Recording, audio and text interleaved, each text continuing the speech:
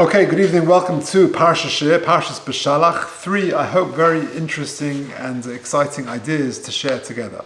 The first is from the very beginning of the Parsha. The Pasuk says, "Vahi Beshalach Paroi es ha'am," and it is when Paro sends out the people, "V'lo nochem elokim derech eretz Pelishtim." HaKadosh Baruch Hu does not lead them through the sort of the quick way, derech eretz Pelishtim, kikarofu, because that is the close way of going. Rather, Vayasev Elokim es ha'am derech hamidbar. HaKadosh Baruch Hu leads the Jewish people the more circuitous routes through the midbar. V'chamushim ol bnei Yisrael me'eretz Mitzrayim. Okay, now there is a medrash on the second pasuk, Vayasev Elokim es ha'am, a very strange medrash which needs an explanation. The medrash says, this is in Shmos Rabbi, it's the second box on the sheet. If you're listening online, please email me at j.golker@gmail.com. I'll send you the handout. Vayasev Elokim es ha'am, says the medrash, Mikan Omru Rabbeinu, Afilu Oni Shebi Yisrael. Even the poor person in Klal Yisrael, Lo Yoichelat Sheyesev.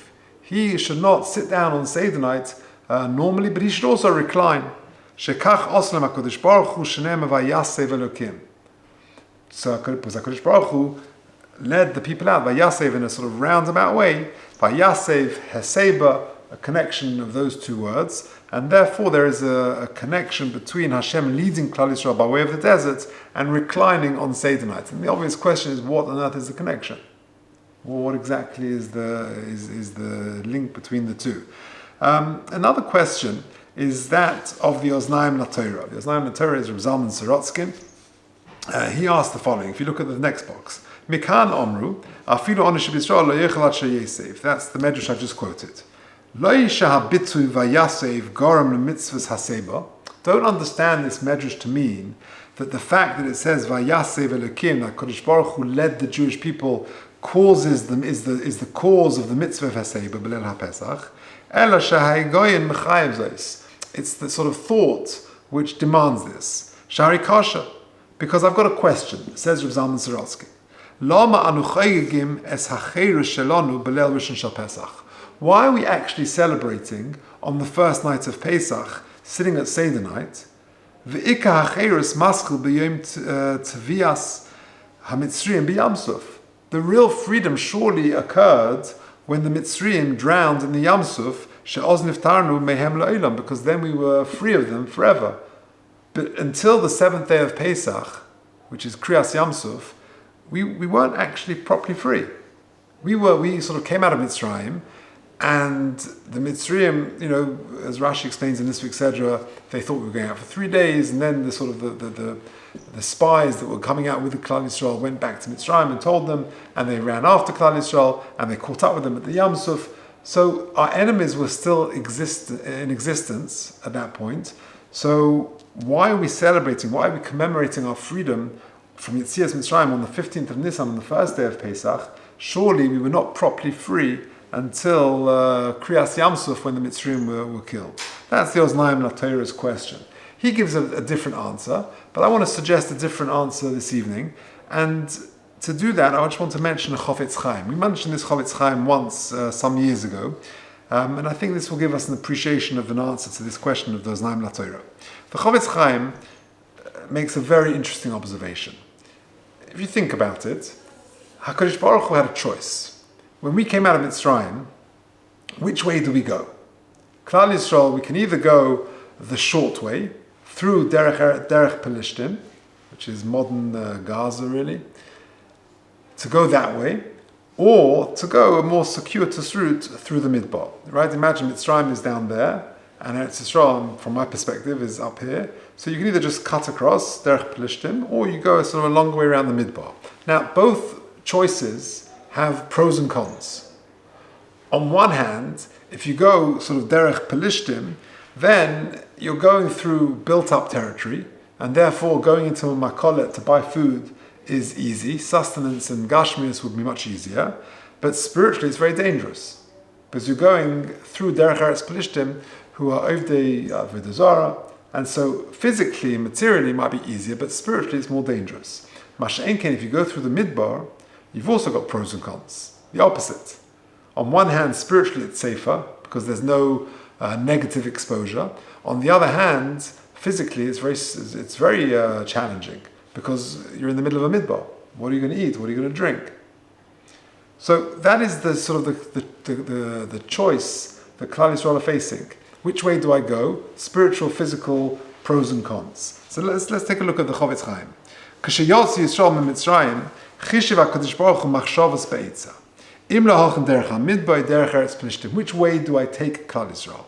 Hatzat hachiyuvi shebederech Pelishtim hu, the sort of the benefit of going derech eretz Pelishtim, ki im yolichem derech eretz miusheves, if you take them through an inhabited land, yeh lohem malecho, they'll have what to eat. Avol meidach gisa hasakona gedoyla, lebal yitmu bein hapelishtim. They shouldn't be contaminated by the hashpah of the Pelishtim. Ki halom mem tes shari tumah yotzu v'letumah yelechu. They're right now on a very low level of tumah, the 49th level of tumah, and then to be exposed to more tumah, that is very dangerous. On the other hand, v'achiyuv hashlil shebederech hamidbahu ki tumah ein shom. The alternative is going derech hamidbar. There's no negative tumah there. Ein shom guli akum ba'avdeim. There's no idol worshippers. Avul umazeh, but in counterbalance to that, hamidbar eretz lo zorua. The midbar is not a fertile, developed, habitated land. Or be'eretz ha'reiva v'shrecheach. Me'ein yimotze lohem lechem abasa. Where are you going to feed the people? Ad shelebesoif hichlet HaKadosh Baruch Hu sheyesu tov lefonav lehalicham derech hamidbar hatohar v'lo lanchosim derech eretz Pelishtim hatzmein. Of course, HaKadosh Baruch Hu chose derech hamidbar, where maybe sustenance is hard, but spiritually it's going to be much more beneficial. That was the choice that encountered Klal Yisrael as they came out of Mitzrayim. Now, this choice was on day one. That ability to choose derech eretz Pelishtim or derech hamidbar, they faced that on the first day of coming out of Mitzrayim. What exactly is Cherus? What does Nayim Torah ask? Why are we commemorating the 15th of Nisan? Shouldn't we commemorate when the Mitzrayim died? Real freedom is the ability to choose. When you're in prison, or you're enslaved, like they were in Mitzrayim, you're not the master of your own destiny. You're not the master of your own time. You can't make choices. You're in prison. You're told what time you've got to have breakfast, what time you've got to get up, what time lights go off, when you can exercise, when you can shower, all these things. That is the life of a prisoner. The ability to choose is a sign of freedom. In fact, the very first mitzvah, Chodesh Hazeh Lochem, which is given, the first national mitzvah given in last week's Parsha, that's exactly this point. Chodesh Hazeh Lochem means the sort of overseeing time. The time is now yours. That's really what Chodesh Hazeh Lochem is saying. And therefore, true freedom is the ability to make a choice. And therefore, the real Cherus is when they came out of Mitzrayim and they had their first choice: do I go left or right? Do I go derech Pelishtim or derech Hamidbar? The ability to choose is really the real anniversary of true Cherus. And true, there was a bit of sakona still. The Mitzrayim were there and they only died in Yam Suf, etc. But the ability to choose is the real anniversary of our Cherus. So true, but that goes back to the Bechira issue. HaKadosh Baruch Hu favored that route. But ultimately we have Bechira, and we could have chosen a different way, an easier way, a quicker way. Okay, let's move on. There's a fabulous Vilna Gaon in the Shiur. I don't think we've ever spoken about this before together. It's a very, very beautiful Gaon. The Pasuk says, as we're approaching, as they come, getting ready to go through the Yam Suf, the Pasuk says in Perek Yudalet, Pasuk Chaf Beis, Vayavohu b'nei Yisrael b'soich hayom b'yabasha, v'hamayim lohem chayma miyiminam u'mismoilam. A familiar Pasuk. So let's just see what that means. Vayavohu b'nei Yisrael b'soich hayom. The Jewish people go into the sea, b'yabasha, on dry land. V'hamayim lohem chayma, and the waters were a wall, miyiminam u'mismoilam, on the right and the left. Now, 7 Pesukim later, you have a very, very similar Pasuk, but with slight differences. Pasuk Chavtes, Uvenei Yisrael holchu bayabosha b'soich hayom. They go on dry land in the sea. V'hamayim lohem chayma miminam u'mismoilam. 7 Pesukim later. What's the difference between the 2 Pesukim? Well, if you look carefully, the first difference is when it says Vayavohu b'nei Yisrael b'soich hayom b'yabosha, the Jewish people go into the sea bayabosha, on the dry land. So the first thing is that the first word that is encountered is yom, is the sea, then yabosha. But later in the next pasuk in Choftes, V'nei Yisrael holchu b'yabasha b'soich hayom. It's the Yabasha which is first. That's one difference. Then another difference, which I've highlighted I've put in bold, is the spelling of the word chayma. The first way of spelt is with a vav, chayma ches vav mem hey, and the second way is without a vav. So the Vilna Gaon picks up on this. Take a look in the Kol Eliyahu at the bottom there. V'yesh leva'er, amai shinu ha'be'aloshen d'mikodim ksiv d'holch b'nei Yisrael b'teich hayom be'yabasha. First they went into the sea, and then on dry land. But later it says they went in Yabasha into the sea. So how do you reconcile the two different orders? V'oid, says the Vilna Gaon, in Kol Eliyahu, which is not written by him, but his Talmidim, V'oid yesh ledakdek, lama ksiv shnei pa'amim al b'nei Yisrael d'holchu bayom. Why in any event have you got a repetition of the psukim? I mean, what's the second pasuk adding? Vayavo b'nei Yisrael b'seich hayom, b'nei Yisrael hoch b'yabasha b'seich hayom. What is the second pasuk? Why is it saying it twice? V'gam kof l'aloshen d'mayim le'm chomim minimum nisveilom. And again, the second half of the pasuk seems to be an exact repetition. And lastly, gam yesh l'dakdek, top on the next page, gam yesh l'dakdek, madua ksiv v'pasuk choftes. In the second pasuk, it says chomer chosavav. Chomer is written without a vav. V'darshu Chazal, Chayma ksiv de nismali oleim. Chayma, Chazal darshan, Chayma without a vav also spells the word Chayma, which is anger. What's going on? Aval. So answers the Vilna Gaon, an amazing answer. Hakol yavei al nochon. One answer is going to resolve all three questions. Tehine, b'bnei Yisrael hayashtei kitos. There were two groups amongst the Bnei Yisrael. Anoshim sadikim hamamin b'Hashem u'balei b'tachon. In one group, you had tzadikim, people who had belief and bitachon in HaKadosh Baruch Hu. V'heim holchu tekef layom. There was a sea in front of them, and they knew that that's what HaKadosh Baruch Hu wanted from them. They went into the sea. Nachshon ben Aminadab walked down into the sea. This group of the Jewish people followed afterwards. Ad kibo mayim ad nofesh, until literally the water was coming up to their nostrils. Like the Medrash says, that Nachshon ben Aminadab went in first, and then Kol Shevet Yehuda followed Nachshon ben Aminadab. V'hinei isa b'Medrash, t'hoya kitrug, manishtanu elu mehalolu, manishtanu elu me'elu. What was the difference between the two? Halolu evdei avdei zara, v'halolu evdei avdei zara. V'heishav Hashem yisbarach, zuchus v'emunu v'abitachon k'dis lahem. I.e., you're right, they were on a low level, the Mem Teshari, Tumah, and how can you differentiate the Mitzrayim in the Bnei Yisrael? But they had Emunah, and therefore that is referring to this first group of Klal Yisrael who followed in after Nachshon ben Aminadab. Imkein, lefizeh, gabe Bnei Yisrael dehochel b'seich hayom mikoidem, bo emunah v'bitochen ksiv etzlom, vayavo Bnei Yisrael b'seich hayom. Pasuk Chaf Beis is referring to them, that first group. And therefore, the first thing the Pasuk says, Vayavo b'soich hayom, they went into the sea. That's exactly what they did. V'achrei zeh hoya hayabosha, and then the sea split, and then they went on to dry land. V'shape hoya lehem hamayim choma k'choma. And then the wall was a choma with a vav, because it was a proper wall. There was no chema there, because HaKadosh Baruch Hu wasn't angry with them.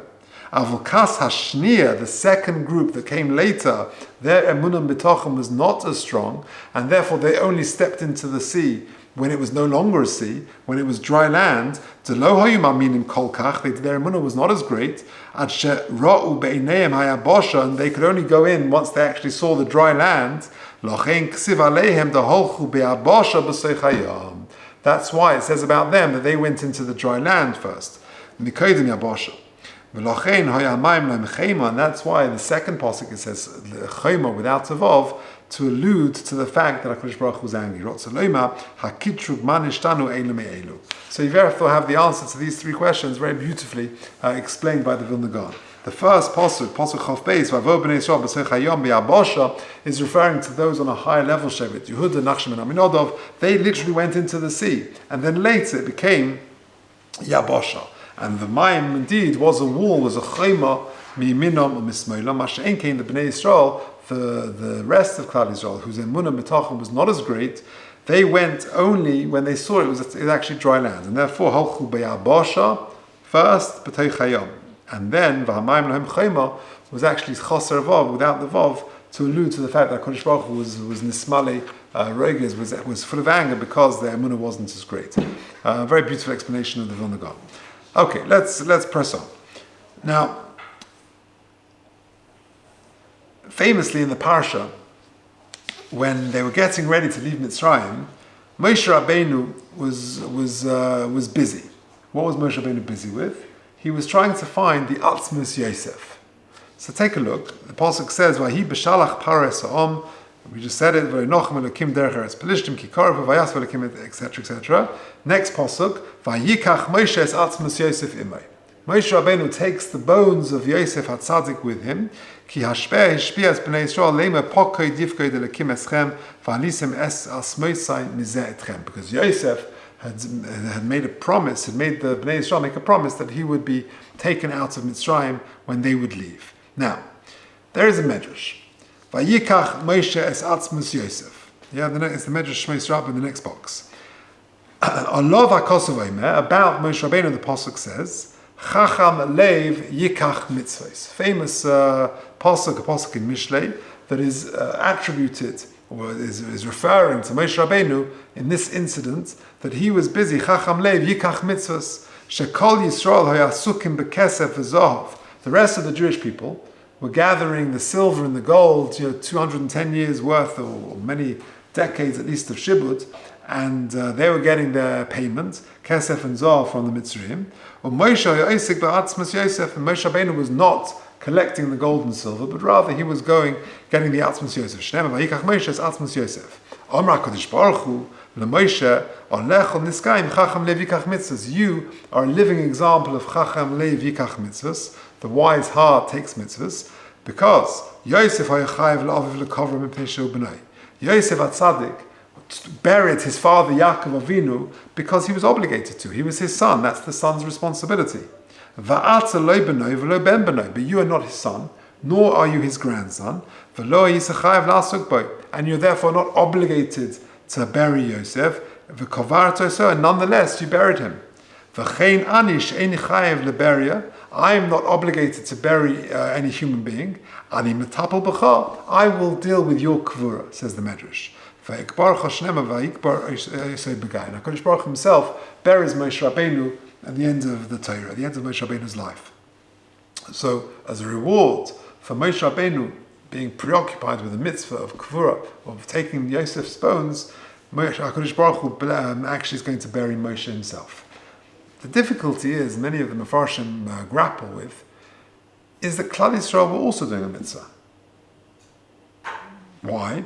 Because the pasuk says in last week's parsha, "Daber na ba'oznei ha'om v'yishalu ish me'yisraehu v'ish me'yisrausa kli chesed v'chlei zahav." HaKadosh Baruch Hu tells Moshe Rabbeinu to tell the people that they should take. We discussed, I think, last week, or maybe, or I forget. V'yishalu me'ish me'yisraehu v'ish me'yisrausa the kli chesed v'chlei zahav. They should also plunder Mitzrayim. They should also take out the klei zahav, the klei chesed, etc. Why vayishalu? Because they're going to take it long term. Why use lashon of borrow for another time? It continues the pasuk, and this is in the Perek Yud Beis of last week's Sedra. Uvnei Yisrael also kidvam Moshe vayishal Mitzrayim klei chesed v'klei zahav v'smoilos vaynatzes Mitzrayim. So there's also a mitzvah that vayetzu b'nei Yisrael b'rechush gadol. So what exactly does it mean? Chacham leiv yikach mitzvahs, suggesting that the Bnei Yisrael were just busy collecting for their own benefit silver and gold, when surely they were also doing mitzvahs. So what exactly is the pshat in the Medrash above? So answers are given, but all are perhaps along a similar sort of line. And I saw this written in a sefer by Rabbi Benjamin Yudin, a well-known Rav in America, and he went along the following idea. There's a famous Mishnah in Pirkei Avos. The Mishnah says in the end of the 5th parak, "Ben hei omer lefum tzara agra." According to the effort is the reward. Says the Avos Reb Nosson, on this on this Mishnah, as it were, or talking about this Mishnah, Rabbi Shmuel Rabbi Yosi Omer, Im lomadata Torah bialdusecha. If you learn Torah in your youth, al toima eni lomed beziknusi. Don't say, okay, I've learned already as a kid, I don't need to learn in older age. And limay Torah ki ein choyodea eze yikasher. You don't know which is going to be the more beautiful, more important, more precious Torah, the Torah of your more senior years or of your younger years. Im lomadata Torah b'shas ha'osher. If you were able to learn Torah when you were comfortable, you had no financial worries, Al Toshav L'cha B'shas ha'oni. Don't abandon Torah when you do have financial challenges. Im Lamadta Torah b'eis svia. If you learned Torah when you had plenty of food and there was what to eat, Al Toshav L'cha B'shas re'eva. Don't abandon it when you haven't got food. Im Lamadta Torah b'shas harevach. Al Toshav L'cha B'shas hatchak. In times of plenty and stress, etc. Why?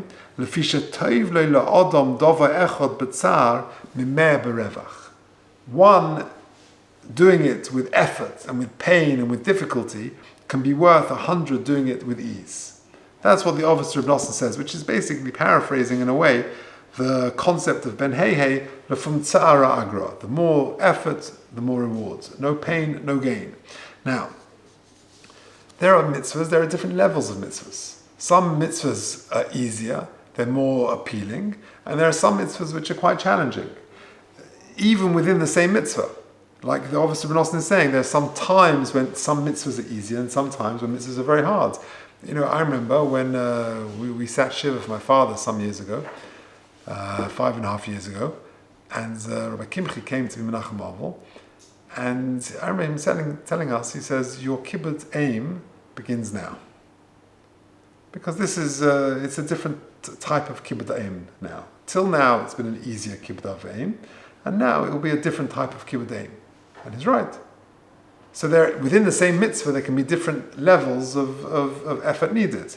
And you see this in lots of areas, but here's an example in Limud Torah. In the beginning of Parshas Hazinu, it says, Yarav kamot likchi tizal katal imrosi. So we're talking about two different types of, this is a reference to Torah. The Netziv says that it's referring to different types of Torah. What does that mean?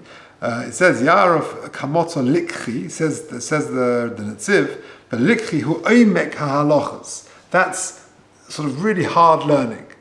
Delving, penetrating into the depths of Torah. The iyun Torah, shebo b'yigiyah v'amal, where you got to schwitz. Mishum hachi nikra mekach, that's why it's called a mekach. But then, tizal katal imrosi, that's like Jew. Jew is very easy, it's very pleasant. You wake up in the morning, it's a nice coating on the ground. That's the type of Torah which is a lighter Torah. I'm doing a Gemara at the moment, which talks about, there's an Erev, and you can make a Tanai with an Erev Techumin. Do I go to the Mizrach or to the Marav? Which way do you go to, there are two Rabbonim coming to town tomorrow. So what would be an example of that? You make an Erev Techumin, which one am I going to go to? So one is the famous Lamdan, and it's going to give a pilpul drasha for an hour, and it's a heavy. Or there's one who's more of a darshan, speaker, stories, things like that. So you're not sure which one you want to go to, which one you're in the mood for. Did you have a shliff on Shabbos afternoon that you'll be able to go to the first one, etc., etc. So you've got to make a Tanai with the Erev that there are different levels, there are different styles of Torah. Some Torah is you've got to schwitz. I know I've got to give different types of shiurim. It's a different type of, Rabbi always used to say, Lo ha-medrash ike ela ha-maisa. The stories are most important. But there are different levels of Torah. And therefore, even within Torah, you see that there are different effort levels which are needed. Moshe Rabbeinu understood this. There are different levels. The Bnei Yisrael are involved in a mitzvah, but it's a lower level of mitzvah. They're getting the benefit, they're just going next door, taking the neighbor's candlesticks, which is owed to them, and they're walking away with nice silver and gold. It's a mitzvah, but it's an easier type of mitzvah. Moshe Rabbeinu understood that, and he exerted himself to be involved in a more strenuous type of mitzvah. And that's Pshat Chacham Lev Yikach mitzvahs. The Chacham Lev realizes that sometimes the Fum Tzara Agra needs more effort. And I think this concept is very appropriate for tonight. Tonight is Tu B'Shvat, Wednesday night, Thursday is Tu B'Shvat. What is Tu B'Shvat? You go out, it's freezing outside. And you go to the trees and you see that they're barren. We've got a lovely apple tree in our garden. I have an office in the back of the garden, so I walk down the garden daily and I see, different times of the year, the apple tree is just remarkable. So right now, it's barren. But what I don't see is that the sap is sort of rising, hidden somewhere in the tree, and the tree is rejuvenating. And amidst Hashem, the fruits, will come in time, and they make the delicious large apples. But the process is really beginning now. And that is sort of an illusion, it's a moshel, if you like, to plant, to exert effort. That's really what Chacham Lev Mitzvah, Yikach Mitzvah is. that it's the effort, it's the toil that Moshe Rabbeinu was demonstrating when he chose level 2, not level 1 of mitzvahs. So there we have it. 3 ideas from this week's Parsha. The kasher of the difficult medrash. Vayasev Elokim es ha'am mikan omru afilu onishib Yisrael lo yechal ad sheyesei. What's the connection between HaKadosh Baruch Hu leading Klal Yisrael in the desert and reclining on Seder night? And furthermore, the kasher of the Nasayim the Torah. Why are we actually commemorating the 15th of Nisan when actually our enemies were only completed or finished off on the Shvi Shal Pesach? The teretz is because true freedom is ability to make choices. And when we came out of Mitzrayim, there was that choice. Which way do I go? Derech Hamid b'derech Pelishtim. And that's really what the Heseba, that's the connection. The ability to recline, to demonstrate freedom, that is what I'm doing there from the 15th. That's the connection, which the Vayasev Elokim, their harm is representing the choice that the Klal Yisrael had, and that is an expression of true freedom.